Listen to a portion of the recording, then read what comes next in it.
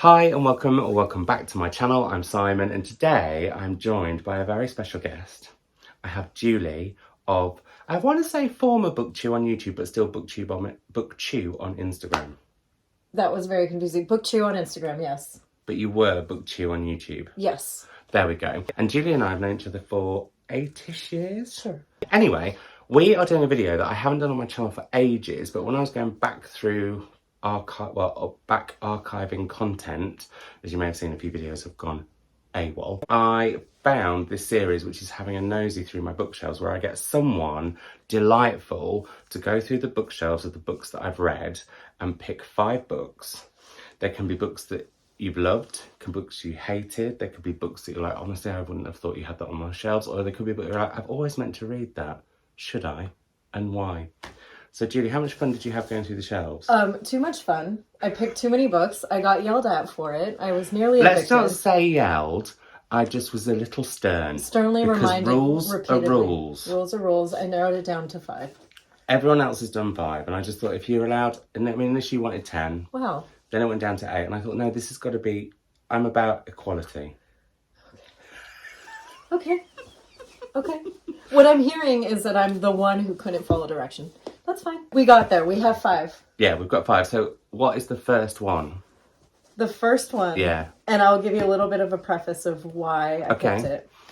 The first one is one I know nothing about. I've never seen this book before. I've never heard of this author before. But the title spoke to me because the title happens to be something I am obsessed with. So I would like you to convince me. Is it called Cheese? You're not far off. I almost picked one called Toast, but I had to put it back. You would love that book. Well, oh my God, you would love that book. Couldn't well, I we'll pick talk 10? about that separately at lunch when we talk about my former girlfriends, as in girlfriends, not just girls who are friends. Her name was Alex Jones. Moving on. There were more than one. There was more than one. Anyway, sorry. What's this book called? It's called The Lighthouse. Oh my goodness, that's nothing like Cheese. In my mind, they're essentially the same things. So, this was up for the Booker. Oh. Years ago. Yes. And it was up for the National Book Awards, and it's by Alison Moore. And this was the first of hers that I read. And this is going to be... See, this is where I get a bit nervous when these videos happen, because I don't remember masses about the plot of this, but I remember the feelings, if that makes sense. That's even better. So it's about, from what I remember, a man doing quite a lot of walking to a lighthouse, thinking about their life. And it was up for the Booker, and I remember it just having this sort of, you know when a book feels like grey? No. It had a grey... No. But you know, like, it was one of those books where I didn't 100% get it, but I know that I loved it because it had slight gothic tones to it. But also, her book, He Wants, is one of my all-time favourite books. Okay, never heard of that either. So I should read it because it's grey, is my takeaway. No, but I don't know what it's... I want to see what the blurb says, because I don't know if I've remembered that right. Yes, it is about a middle-aged man who walks on a holiday in Germany, on his way to Germany. So I did remember it was about walking. It's quite sad. That's what I mean by grey. Okay. It's a bit... melancholy. If a book was drizzly, it would be this book. It's a drizzly book. Yeah. About a lighthouse. Yeah. And I feel like there's something really, really, really big that happens at the end. Like, it's one of those books that's really still and slow and quiet, and then boom. Okay. I mean, that's not implying that the lighthouse blows up, but it's like... The metaphorical blowing up. Wow, you can tell that I'm a professional at this. Book number 2. So the rest... Mid-Julie. The rest I'm familiar with for different reasons. Okay. So we are going to dip into controversy now. Uh-oh. Why controversial? Because you hated it and I liked it. Because I hated it and everyone likes it. Oh. It's also, I wouldn't say a drizzly book, but like a snow flurries book. Oh. I'm loving this new weather analogy for books. It's so weird you say that. Stay tuned to find out why that's weird. Okay. Okay, but we'll get to that in a second. I'm not going to skip forward. And do you know what? Yes, tell me everything. Did you notice something different about this book from all the other books on my shelves? What's different about it? It is battered AF. Oh, like, that is This is different. a book that, like, literally, most of my books are pristine. Like, this is... And this, I think, was the... So I had a phase of not reading from the age of, I would say, 16 to 23, 24. Okay. And my friend Polly, the OG wife, of mine. We're getting into this, and we don't have to get into it publicly. Yeah. Okay. But so we've mentioned this before, and she wanted to get me back into reading. So I was having an operation, so she bought me Tess Gerritsen's The Surgeon, which is about a psychopathic surgeon. I mean, come on, Polly. But she also got me Rebecca, which did get me back into reading. Yes. But it was also at a time where I couldn't really afford new books. And I picked this up in a second-hand bookshop for 50p because I'd heard amazing things about it. And I loved it. Okay. I don't love it, and I have read it 2.5 times to try to change that. And I like it less each time. I don't think I'd like it now. Oh, okay. That makes me feel slightly better. Should we read it together? That changed everything. Yeah. No, because I've not read this for, oh God, almost 20 years. Oh, wow. Okay. So I am that old. Should we say what it even is? Sorry, yeah, it's The Secret History by Donna Tartt, that literally is a book that everyone loves. And I remember seeing, and this is going to be in a really random British cultural moment that may bypass anyone not from the UK, but I remember this being read by a character on Cold Feet. And that was what made me want to pick it up because I loved that show so much. And she was Australian and I love Australian things. And so anyway, blah, blah, blah. This is basically about a bunch of really, really privileged kids who kill someone and that's it. There's a bit of classics in there, a bit of academia. It's the OG, speaking of OGs, this is the OG Dark Academia. That's right. And I love Dark Academia. Do you? Because I don't think I do. I've never enjoyed a campus novel since this. I only love campus novels. Have you read Rebecca Mackay's new one? Not yet. That has shadows of this, but I think is better. Okay. Maybe I would like that. Because I love a campus novel. Really? What is it you like about them? I think I felt the most inspired when I was in school.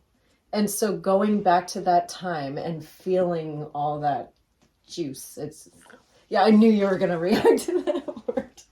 Okay. Yeah, but this book is just a little too purple for me. Oh, it's now, way hang too on. long. Whoa. Uh-oh. Purple's my favourite colour one. It's my favourite colour too. And in British sign, it is purple. No. Purple. You have to... Purple. Yeah. But what do you mean by a purple book? Because if you love purple, surely that's a compliment. Oh, do you not know the term purple? No. Oh! Purple, when you're referring to writing as too purple, it means it's florid to the point of being icky. Like it doesn't... Did you think that about it? I didn't think that about this. I thought this was quite gritty. Oh, I could read you some quotes. Oh. Yeah, and it's way too long. There's some problematic incest in here as well. Oh yeah, twins. Yeah. Had a little... Yeah, they have a little bit of a time. But on the back, according to Ruth Rendell, R.I.P., a profoundly serious examination of remorse. I don't feel like this book has remorse in it. I do not think. No, it has everything but remorse. But that's also why I liked it. It's an angry book. It's a new book. Also, it sort of lets you down on its central premise, which is that this is a bit of a culty, tight-knit class with this sort of cult leader professor, but then the professor just disappears into the background. He's a non-character, when at the beginning you think he's going to be this sort of big influence. Was this her first? Yeah, it was, wasn't it? Her first novel. Wasn't the... It was A Little Friend, I think, followed. People? Oh, A Little Friend. Little Friend. But I heard Little Friend was quite boring. Okay. I've not read any of her other books. I won't read any of her other books. Ooh! Sorry, people are not going to like that. Wow. Julie's got a new channel coming to BookTube, by the way, which I'll try and link down below, because this could go live once that's live. Yeah, so then everyone can go yell at me about the secret it's histories. not about yelling. What I love about BookTube is it's the polite debate. Polite debate I invite, always. Yeah. Polite debate is great. Although, I find it really hard if I do a video where I'm hauling books and people say they hated certain books, because it's the one thing I don't like about Instagram, is that people, if you start a book, they'll be like, I hated that. I'm like, why bother doing that? Yeah. What does that add to your day? Yeah. And take away a lot from mine. Come on. Anyway, sorry, that went off on a tangent. But social media is great. I love it. We wouldn't have met without the internet. And we wouldn't have met without polite debate. Well, there's been more than polite debate, I think we'll find. Yeah, okay. Impolite debate from me, probably. Anyway. Oh, you owned it. So the next... this is a callback. Okay. We had a drizzly book. Yeah. We had a snow flurry book. That does have snow flurry. I think that's the reason I like it. This brings us to the theme of weather. You love this book. No, do you know what? Tell This is me. interesting. So I loved the Department of Speculation. Yes. I thought that was great. I didn't love this book so much, but I kept it because I like her writing and felt like maybe I'll want to have all of her books one day. Oh. Because when I was in America, I think actually when I saw you, possibly, I went on a book spree in San Francisco and I bought her previous one to the Department of Speculation. I wouldn't know it because I read this and gave up on her. Where is it? I'm sorry. It's Jenny Offill, by the way. Yeah, please chat to the lovely folk at home while I try and see if I can spot the other one and what it's called. Well, I think... Last Things! There it is, on my imported bookshelves. It's up there. Oh, I think you'd like the Department of Speculation. Okay. Maybe. What did you not like about this? I mean, it doesn't do much, but it also does quite a lot. It doesn't do much, which we've talked about plot or no plot. If the writing quality is good... It was on camera. It was on camera with Russell. Oh, back in a video I did ages ago. Sorry. I was like, when was that? That was a long time ago. That was a long time ago. That was a long time ago. If a book has no plot but has beautiful prose that can sustain it, that's perfectly fine. Do you want me to link that video down for people? Let's down link below the video where you can see us 7 years ago and how we've grown. So here's an example. You gave it 2 stars. I gave it 2 stars. You're not supposed to tell them that. Oh. Here's a quote. This is why I don't like this book. It tries to sound really deep, but what it's saying is not actually terribly insightful. Okay. Sorry. How come Coke cans all have names on them now? Sarah, Keisha, Madison, etc. It's really hard not to look for your name or to buy one if you see it. Well, have you seen the tins downstairs? The chocolate tins that have got my name on them? Yeah, but it's not particularly deep to say that, oh, Coke cans have your names and you want to buy your name. I just don't understand how that sustains a whole book. Well, doesn't it stay the whole book? That's all I got out of it was Coke cans. Really? Yeah. Why did you like it? I think so. I didn't love it. You didn't love it. I thought it was all right, and I think it was on the Women's Prize, and I tend to keep Women's Prize long-listed books regardless of whether I like them or not, because there's not ever been one that there are a few that I've hated. This one, I think I maybe need to not keep it. What I'm hearing is that you didn't really like it. I did. I thought it was interesting it was a very interesting, I love her vignette style. Mm-hmm. And I like that. Mm-hmm. I like the fact that it was about climate change and what we're doing to the planet. And I like the fact that it could almost be set at the end of all. Like, this, not to freak everyone out, and it's something that I clearly quite like, but recently I've read both C. Pam Zhang's Land of Milk and Honey, and also I've been reading Gunflower and Other Stories by Laura G. McKay, and both of them are set like in the potential next 6 to 36 months, and they're both end of the world books. And what Laura G. McKay said when she was talking about, and also what Pam was talking about with her book, is we are sort of living in the apocalypse. And that's what this book gives me as well. And I think there's something about that I find terrifying, but really interesting. That is all true. But I guess, I don't know, I think maybe, yeah. I will say, I've kept it partly because I really like the cover. The cover is fabulous, yes. So we've had all types of weather. We've had all types of weather. weather. So if you were going to give this next book a weather word, what would it be? You're going to have to tell me. I picked this one because you have influenced me and many, many, many others to read Rebecca by Daphne du Maurier. I have recently bought this for myself, and I would like you to tell me what to expect. It is Don't Look Now by Daphne du Maurier. Daphne du Maurier. Excuse me. This is short stories, and I love her short stories. They're really creepy and gothic and really unsettling, and the film of this is really unsettling too. What weather are they? What weather? Thunderstorms? Don't Look Now would be... Oh, I think I'd give it 2 different types of weather. So it's that crackly weather just before a storm, when everything's sort of that almost like browny grey. Yeah. Do you know what I mean? It's quiet. But then also some of it, I would say, is like the smell after rain. Do you know what? I think I did quite well with that there. I can't remember which different stories are in here now. So there's Don't Look Now, Not After Midnight, which is great, A Borderline Case, which is good, The Way of the Cross, which is all right, and The Breakthrough, which is good. I would say, out of all her short story collections, The Birds and Other Stories is the best. Have you seen the film The Birds? Yes. So the story, if you've not read it, is 10 times scarier, because in The Birds it's all about Tippi Hedren mainly being chased by either crows or seagulls.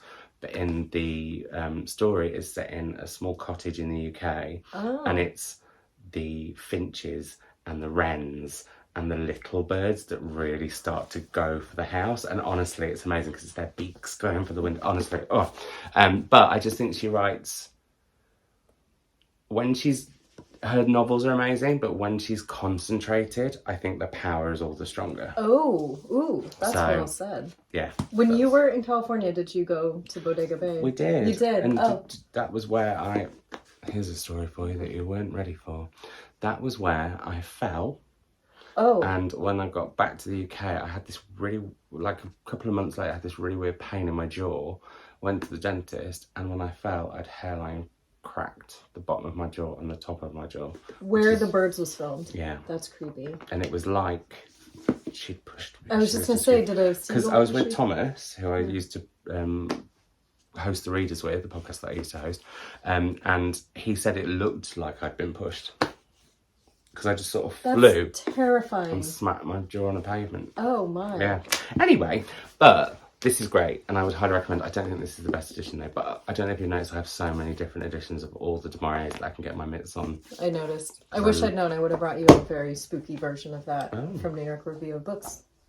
Wow. Oh, is that the one that's kind of got almost a screaming face neon green face? Yeah. You don't like it? Not so much. Okay, I'm glad I didn't bring it. Yeah, I'm glad you didn't. Okay.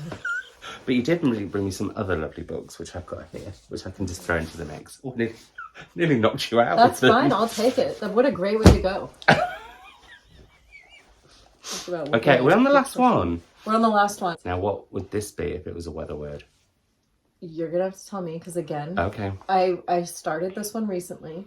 I haven't finished it. It is Graham Greene's The End of the Affair. This would be a very mild day. Oh. When you're hoping, like, you know, when you predicted a storm, yeah. and actually it's a bit mild. And I think I've kept this because it was my grand's. Oh. So it's not one of my personal favourites. I don't know what my favourite Graham Greene is, actually. Because I do like some. I quite like Brighton Rock, which is my favourite. I think I liked Our Man in Havana. Anyway, yeah, I'm yet to fully discover the true joy of Graham Greene. But I have kept this because I read it, because after my gran died, her bookshelves needed to be sorted. So we went through and just were like, what were the ones that we would want to read at some point or whatever. And I read this not long after she died. And I don't know. There's also something, I mean, this is going to sound weird. Whilst I didn't love the book, the experience of reading a book that I knew my gran had held and read and sort of was a bonding experience was quite a thing. Yeah. But yeah, for me, it was a bit of a damp squib. A damp squib?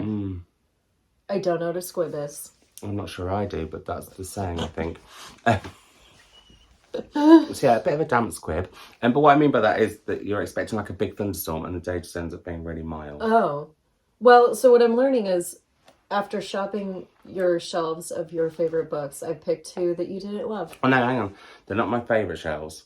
They're the shelves of books that I've read that I've kept. That you've read and kept. Yeah. Okay. So you keep them not necessarily. Why there was all that handwritten there. Just a lot of qualifiers. There we go. So I didn't dislike it. I just remember coming to the end of it and thinking, oh, and the film with Julianne Moore in is great, because Julianne Moore is great. Okay.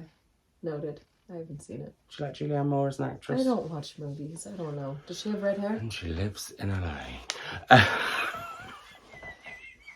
So yeah, but no.